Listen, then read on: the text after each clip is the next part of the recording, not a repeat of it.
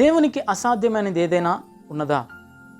నా ప్రియ దేవుని బిడ్డలారా, మానవ జీవితంలో ఈరోజు అనేక మంది వారి యొక్క ఆలోచనలను బట్టి, వారి యొక్క తలంపులను బట్టి నా జీవితంలో ఎందుకు దేవుడు చేయటం లేదు, నేను ఆశించిన రీతిగా దేవుడు ఎందుకు కార్యము చేయటం లేదు అని చింతిస్తూ బాధపడుతూ వేదానికి గురి అవుతూ ఉన్నారు. ఈరోజు దేవుడు నీతో మాట్లాడాలని ఇష్టపడుతున్నాడు. చదువుకుందాం. ఇర్మియా గ్రంథం 32వ అధ్యాయము 27వ వచనం. నేను యెహోవాను, సర్వశరీరులకు దేవుడను, నాకు అసాధ్యమైనది ఏదైనాను ఉండునా? నా ప్రియ దేవుని బిడ్డలారా, దేవుడు అంటున్నాడు, నేను యెహోవాను, సర్వ శరీరులకు దేవుడను, నాకు అసాధ్యమైనది ఏదైనాను కూడా ఉండునా? దేవుని యొక్క వాక్యము చాలా విలువలతో కూడినదండి. ఆ వాక్యానికి మనం ఎంతగా ధ్యానిస్తామో, ఆ వాక్యాన్ని మనం ఎంతగా నమ్ముతామో, వారి జీవితంలో దేవుడు అద్భుతమైన కార్యాలు జరిగిస్తాడు. ఈరోజు చాలామంది ఒక జీవితాలు కానీ పరిశీలన చేసినట్లయితే, నా జీవితంలో దేవుడు ఎందుకు మేలు చేయటం లేదు, అద్భుతాలు జరిగించటం లేదు, నేను ఎంతగా ఎదురు చూస్తున్నా కూడా కార్యము జరగట్లేదని చింతిస్తున్నారు, బాధపడుతున్నారు, కన్నీరు కారుస్తూ ఉన్నారు. అయితే దేవుడు అంటున్నాడు, నాకు అసాధ్యమైనది ఏదైనా ఉండునా అని దేవుడు అడుగుతూ ఉన్నాడు. ఒక్కసారి మిమ్మల్ని మీరు జ్ఞాపకం చేసుకోండి. నీ జీవితాన్ని దేవుడు గొప్పగా చేస్తాడు. నీ జీవితంలో దేవునికి అసాధ్యమైనది ఏది కూడా లేదు. ఆయన సమస్త కార్యములు కూడా చేయగలిగిన సామర్థ్యుడు.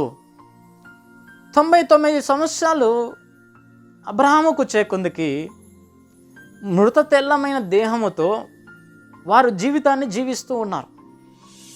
సారా స్త్రీ ధర్మం నిలిచిపోయి తన యొక్క జీవితంలో ఇంకా దేవుడు ఇస్తాడా ఇవ్వడా అనే ఒక ఆందోళన సారా కలిగి ఉంది. ఒకరోజు వీరి ఇంటికి దేవుని యొక్క దాసులు వచ్చారు. ఈ అబ్రహాము వారికి ఆహారము, పానీయములు వారు తింటున్నప్పుడు వారు అబ్రహాముతో ఒక మాట చెప్తూ ఉన్నారు. ఆ మాటను ఏంటో చదువుకుందామా? ఆదికాండం 18వ అధ్యాయము 10వ వచనం. అందుకైన మీదటికి ఈ కాలం నీ యొద్దకు నిశ్చయముగా మరలా వచ్చుదము, అప్పుడు నీ భార్య అయిన సారాకు ఒక కుమారుడు కలుగునని చెప్పెను. సారా ఆయన వెనక నుండి గూడారపు ద్వారమునొద్ద వినుచు ఉండను. అబ్రహాము సారాయు బహుకాలము గడిచిన వృద్ధులైరి, స్త్రీ ధర్మము సారాకు నిలిచిపోయాను గనక సారా, నేను బలము ఉడిగిన దానినైన తర్వాత నాకు సుఖము కలుగున, నా యజమానుడు వృద్ధుడై ఉన్నాడు కదా అని తనలో తాను నవ్వుకొనెను అంట. చూడండి నా ప్రియ దేవుని బిడ్డలారా, ఇలాంటి ఆత్మీయులు చాలామంది ఉన్నారు. భర్త విశ్వాసి అయితే భార్య మాత్రం అవిశ్వాసముతో తన ఆలోచనను దేవుని పట్ల వెళ్ళపరుస్తూ ఉంది. అక్కడ చెప్తున్నది దేవుని యొక్క దాసులు, మరుసటి ఏటకంతా నీకు దేవుడు కుమారుడు ఇవ్వబోతున్నాడని చెప్తే సారా ద్వారము దగ్గర నిలబడుకుని తన మనసులో అనుకుంటుందంట, ఇంకా దేవుడు చేసినట్టే, ఇంకా నా ఆశ తీరినట్లే అని సారా నవ్వుకుంటూ ఉందంట. ఆ నవ్వును విన్న దేవుడు చూశాడు. ఆ నవ్వును దేవుడు చూసిన వెంటనే, సారా, నాకు అసాధ్యమైనది ఏదైనా ఉన్నదా అని దేవుడు మాట్లాడుతూ ఉన్నాడు. చూడండి ఆ మాటను. 13వ వచనం. అంతటా యెహోవా అబ్రహాముతో, వృద్ధురాలైన నేను నిశ్చయముగా ప్రసవించదనా అని సారా నవనేలా? యెహోవాకు అసాధ్యమైనది ఏదైనా ఉన్నదా అని దేవుడు మాట్లాడుతూ ఉన్నాడు. ఎండిపోయిన ఎడారుల్ని నీటితో ప్రవహిస్తాడు, ఎండిపోయిన మొద్దును చిగిరింప చేస్తాడు. ఆయన సర్వశక్తిమంతుడు. ఆయన నీ జీవితంలో కార్యములు చేయటానికి అసాధ్యమైనది ఏది కూడా లేదు. ఆయనకు సమస్తము సాధ్యమే. దేవుడు ఒక్క మాట చెప్పాడు అంటే అది ఖచ్చితంగా చేసి తీరుస్తాడు. ఈ సారాకుంటున్న అవిధేయత వలన దేవుని యొక్క మాటనే ఎగతాళి చేస్తుంది సారా. కాబట్టి దేవుడు అంటున్నాడు, నాకు అసాధ్యమైనది ఏదైనా ఉండునా? మరుసటి ఏట నిశ్చయముగా చూడండి ఏమంటున్నాడు, మీదటికి ఈ కాలమున నిర్ణయ కాలమందు నీ యొద్దకు తిరిగి వచ్చుదును, అప్పుడు సారాకి కుమారుడు కలుగుననెను. సారా భయపడి నేను నవ్వలేదనెను చెప్పగా ఆయన నువ్వు నవ్వితివి అనెను అంటున్నాడు. మీదటికి నిర్ణయ కాలము.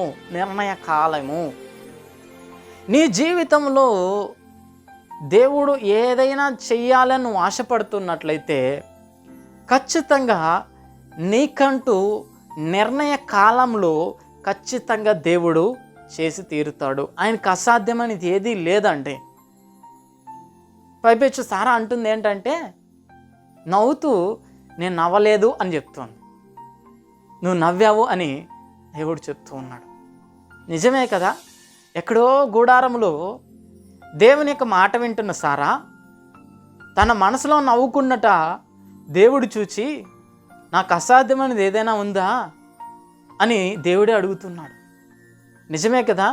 ఈరోజు నీ జీవితంలో కూడా, నీ మనసులో కూడా, నీ హృదయంలో కూడా ఉన్నటువంటి పరిస్థితులను చూసి, ఎదురవుతున్నటువంటి శ్రమలను చూసి, ఇక నా జీవితం ఎంతే, నా బ్రతుకు ఇంతే, నాకెవరూ లేరు, సహాయము చేయరు అని నువ్వు కుమిలిపోతూ ఉంటే దేవుడు నీకు శుభవార్త చెప్తున్నాడు. నీ జీవితంలో దేవుడికి అసాధ్యమైనది ఏది కూడా లేదు. దేవుడు సమస్తము కూడా నీ జీవితంలో సమకూడి జరిగిస్తాడు. ఆయన మనస్సున్న దేవుడు, ఆయన హృదయ అంతరంగంలో ఎరిగిన దేవుడు. ఈరోజు ఈ రీతిగా మనం ఈ వాక్యాన్ని వింటున్నామంటే దేవుని యొక్క అద్భుతము చూడండి. 100 సంవత్సరాల్లో దేవుడు అబ్రహాముకి సంతానం ఇచ్చాడు. సర్వ సృష్టిని కూడా నోటి మాటతో కలగజేసిన సర్వశక్తిమంతుడు యేసు క్రీస్తు ప్రభువారు. మరొక వ్యక్తి గురించి మనం తెలుసుకున్నట్లయితే ఇతని పేరు యోబు. ఊదు దేశంలో గొప్ప ధనవంతుడు, న్యాయవంతుడు, యథార్థవంతుడు, దేవుని యందు భయభక్తులు కలిగిన వ్యక్తి. ఇతడు ఆత్మీయతలో బాగా దేవుణ్ణి వెంబడిస్తూ ఉన్నాడు. ఇతడు తన జీవితంలో నమ్మకంగా దేవుణ్ణి వెంబడిస్తూ ఉన్నాడు. అయినప్పటికీ కూడా దేవుడు సాతానుతో ఈ మాట చెప్పాడు, నా సేవకుడైన యోబు సంగతి నువ్వు ఆలోచించితివా? అతడు నా యందు భయభక్తులు కలిగి చెడుతనాన్ని విసర్జించి యథార్థముగాను న్యాయముగాను తన జీవితాన్ని, తన కుటుంబాన్ని నడిపిస్తూ ఉన్నాడు, జీవిస్తూ ఉన్నాడు అని సాక్షాత్తు దేవుడే అపవాదితో మాట్లాడుతున్నప్పుడు అపవాది దేవుడితో అంటున్నాడు, ఊరికి నేను యందు భయభక్తులు కలిగిన వాడు ఆయన, నువ్వు అతనికి సమస్తం ఇచ్చావు కాబట్టి, అతని ఇంటి చుట్టూ కంచి వేశావు కాబట్టి అతడు నీ యందు భయభక్తులు కలిగి ఉన్నాడు. ఒకవేళ వాటన్నిటిని నువ్వు తీసివేస్తే అతడు నీ ఎదుటినే నిన్ను దూషించి వెళ్ళిపోతాడని చెప్పినప్పుడు దేవుడు అపవాది చెప్పిన మాటను నమ్మలేదు. కాబట్టి అపవాదితో దేవుడు అంటున్నాడు, అతన్ని నువ్వేమైనా చెయ్యి, అతని ప్రాణానికి మాత్రం హాని కలిగించద్దని చెప్పినప్పుడు అపవాది దేవుని ఎదుటి నుండి వచ్చి యోబు తన కుటుంబాన్ని అంతటినీ కూడా నాశనం చేసినా కూడా యోబు ఎంత మాత్రము కూడా తన నీతిని, యథార్థతను, దేవునియందు భయము, భక్తిని విడిచిపెట్టలేదు. ఎందుకంటే యోబుకు బాగా తెలుసు, దేవుడికి అసాధ్యమైనది ఏది కూడా లేదు. ఉన్నది లేనట్టు, లేనిది ఉన్నట్టు చేయగలిగినది దేవుడు మాత్రమే అని యోబు బావుగా ఎరిగి అన్నీ పోయినా కూడా తన నోటంటి వచ్చిన మాట ఏంటో ఒక్కసారి మనం చదువుకుందాం. చూడండి, యోబు గ్రంథం 1వ అధ్యాయము 21వ వచనం. నేను నా తల్లి గర్భములో నుండి దిగంబరనై వచ్చి తిని దిగంబరనై అక్కడికి తిరిగి వెళ్ళదను.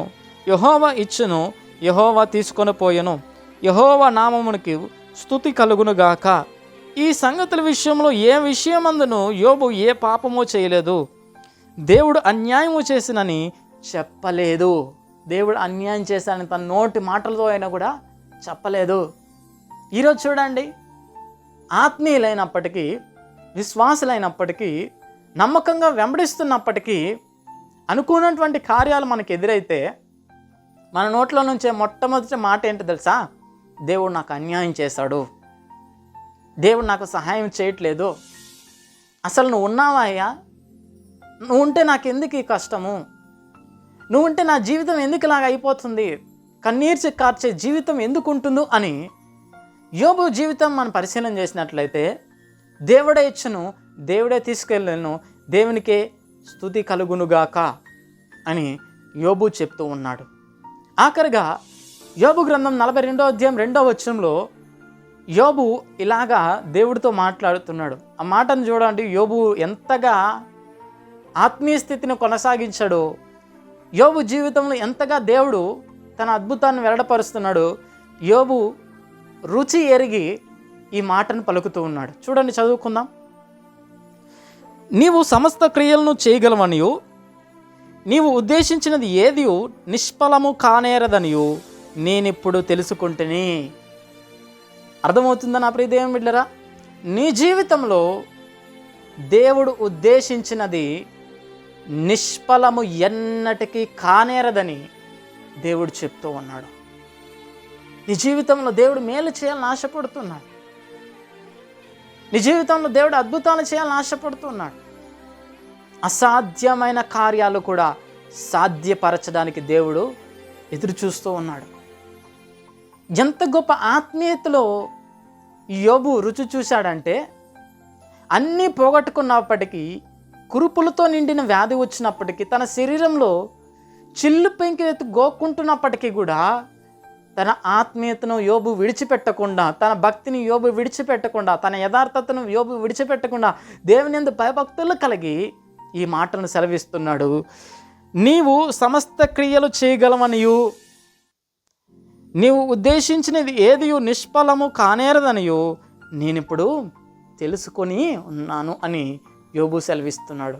అబ్రహాము జీవితంలో దేవుడు కార్యము చేసెను. యోబు యొక్క జీవితంలో దేవుడు రెండింతల ఆశీర్వాదాన్ని కలగా చేశాడు. దేవుని నామానికే మహిమ కలుగునుగాక. మరొక వ్యక్తిని గురించి నేను మీకు పరిచయం చేస్తాను. ఈయన పేరు యాయూరు. ఈయనకి 12 సంవత్సరాల కుమార్తె ఉంది. ఆ కుమార్తె అంటే యాయూరుకి చాలా ఇష్టం. ఆ కుమార్తె మీద ఎన్నో ఆశలు కలిగి ఈ యాయూరు జీవిస్తూ ఉన్నాడు. ఒకరోజు ఆ కుమార్తెకి మరణకరమైన రోగం రాగా యాయూరు దేవుని పాదాల మీద పడి, ప్రభువా, యేసయ్యా, నా కుమార్తె చావసిద్ధముగా ఉంది, నువ్వు వచ్చి నా కుమార్తెను బాగు చేయమని యాయూరు దేవుణ్ణి బ్రతిమలాడుతూ ఉన్నాడు. యేసుక్రీస్తు ప్రభువారు ఎంత కనికరమ కలిగిన దేవుడు అంటే, ఆపదని ఎవరు వచ్చినా, కన్నీటితో ఎవరు ప్రార్థన చేసినా మోకరించుకొని ప్రభువా అని బ్రతిమలాడినా, దేవుని పాదాల మీద పడినా దేవుడు వారి జీవితంలో గొప్ప మేలుని చేస్తాడు. ఇక్కడ జరుగుతున్న సంఘటన గురించి మనం తెలుసుకున్నట్లయితే లూకా సువార్త 8వ అధ్యాయము 41వ వచనం 42వ వచనం చదువుకుందాం. అంతటా ఇదిగో సమాజపు మందిరపు అధికారి అయిన యాయూరు ఒకడు వచ్చి యేసు పాదముల మీద పడి, ఇంచుమించు 12 ఏండ్ల ఈడుగల తన యొక్కతే కుమార్తె చావు సిద్ధముగా ఉన్నది గనుక ఇంటికి రమ్మని ఆయన్ని బ్రతిమలాడుకొనెను. సమాజపు మందిరపు అధికారి డబ్బు ఉంది, హోదా ఉంది, పలుకుబడి ఉంది. అయినప్పటికీ కూడా దేవుడి దగ్గరికి వచ్చి ఇంటికి రమ్మని బ్రతిమలాడుకున్నప్పుడు, యేసుక్రీస్తు వాళ్ళ ఇంటికి వెళ్తున్నప్పుడు మార్గ మధ్యంలో ఉండగానే యాయూరు ఇంటి నుండి మనుషులు వచ్చి, బోధకుడిని శ్రమ పెట్టవద్దు, నీ కుమార్తె చనిపోయింది అని చెప్పారు.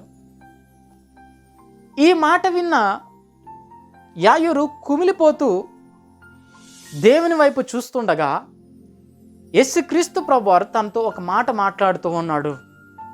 ధైర్యం ఇచ్చే మాట, విశ్వాసం ఇచ్చే మాట, నమ్మకాన్ని కలిగించే మాట మాట్లాడుతున్నాడు. ఒకసారి చదువుకుందాం. 49వ వచనం. ఆయన ఇంకనూ మాట్లాడుచుండగా సమాజపు మందిరపు అధికారి ఇంటి నుండి ఒకడు వచ్చి, నీ కుమార్తె చనిపోయినది, బోధకుడిని శ్రమ పెట్టవద్దని ఆయనతో చెప్పెను. యేసు ఆ మాట విని, భయపడవద్దు, నమ్మిక మాత్రం ఉంచుము, ఆమె స్వస్థపరచబడునని అతనితో చెప్పి. జ్ఞాపకం చేసుకోండి నా ప్రియదేవం బిడ్డలారా, భయపడద్దు, నమ్మక మాత్రం ఉంచు అని దేవుడు యాయూరుతో మాట్లాడుతూ ఉన్నాడు. ఈరోజు నీతో కూడా దేవుడు మాట్లాడుతూ ఉన్నాడు. దేనికి భయపడుతున్నావు? నమ్మిక ఉంచు. ఎందుకు భయపడుతున్నావు? ఎందుకు దిగులు పడుతున్నావు? ఎందుకు చింతపడుతున్నావు?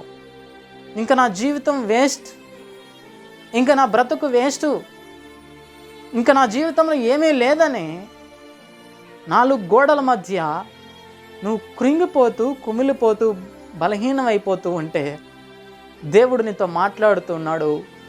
నమ్మిక మాత్రము ఉంచుము, భయపడకు. నమ్మిక మాత్రం ఉంచుము, భయపడకు, ఆమె నిద్రించుచున్నదని దేవుడు చెప్పినప్పుడు యాయూరు యేసుక్రీస్తు ప్రభువారిని నమ్మెను, ధైర్యం కలిగి ఉండెను, కుమిలిపోకుండా, చింతపడకుండా దేవుని వైపే చూచెను. ఎప్పుడైతే యేసుక్రీస్తు ప్రభువారు వారింటికి వెళ్ళారో అందరూ కూడా చనిపోయింది చనిపోయింది అని ఏడుస్తూ ఉన్నారంట, రొమ్ము కొట్టుకుంటూ ఉన్నారంట. అయితే యేసుక్రీస్తు ఒక మాట చెప్పాడు. ఏంటంటే, అయితే ఆయన ఆమె చెయ్యి పట్టుకొని, చిన్నదానా లెమ్మని చెప్పగా ఆమె ప్రాణాలు తిరిగి వచ్చును గనుక వెంటనే ఆమె లేచి అప్పుడైనా ఆమెకు భోజనం పెట్టాడని చెప్పాను. నా ప్రియదేవం బిడ్డలారా, జ్ఞాపకం చేసుకోండి, మనుషులందరూ కూడా చిన్నది చనిపోయింది అని అనుకుంటున్నారు. దేవుడు ఒక్కడు మాత్రమే నిద్రించుచున్నది అని దేవుడు చెప్తూ ఉన్నాడు. దేవుని యొక్క ఆలోచనలు మనుషుడికి ఎన్నడూ కూడా అంతుపట్టనేరవు. మనుషులు పైరూపాన్ని చూస్తారు, దేవుడు హృదయాన్ని చూస్తాడు. గనుక దేవుడు యాయూరు జీవితంలో గొప్ప అద్భుతాన్ని చేశాడు. కారణం, యాయూరు దేవుని యందు నమ్మకం ఉంచి, దేవుని యందు విశ్వాసం ఉంచి, దేవుని పాదాల మీద గోజాడాడు కాబట్టి. నా ప్రియదేవం బిడ్డలారా, అబ్రహాము జీవితంలో, యోబు జీవితంలో, యాయూరు జీవితంలో మీరు పరిశీలన చేసినట్లయితే ఈ ముగ్గురు జీవితంలో కూడా అసాధ్యమైనది దేవుడు సాధ్యపరిచాడు. ఎఫెసీయులకు రాసిన పత్రిక 3వ అధ్యాయము 20వ వచనము.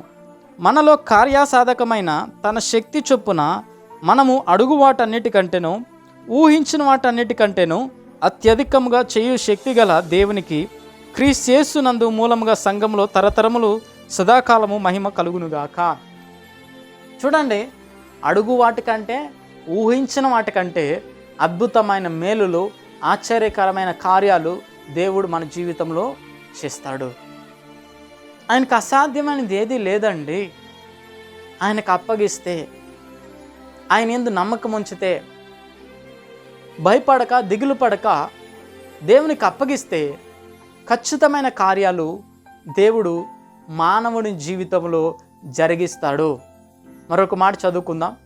రోమపత్రిక 4వ అధ్యాయము 21వ వచనం. ఆయన వాగ్దానం చేసిన దానిని నెరవేర్చుటకు సమర్థుడని రూఢిగా విశ్వసించి విశ్వాసము వలన బలము నొందుము. విశ్వాసం వలన బలము నొందుము. ఆయన వాగ్దానం చేసి మాట మార్చే దేవుడు కాదు. చేస్తానని చెప్తే ఖచ్చితంగా చేసి తీరుతాడు. మరి ఇన్ని చేసిన దేవుడు నీ జీవితంలో కార్యము చేయడా? మేలులు చేయడా? అద్భుతాలను చేయరా?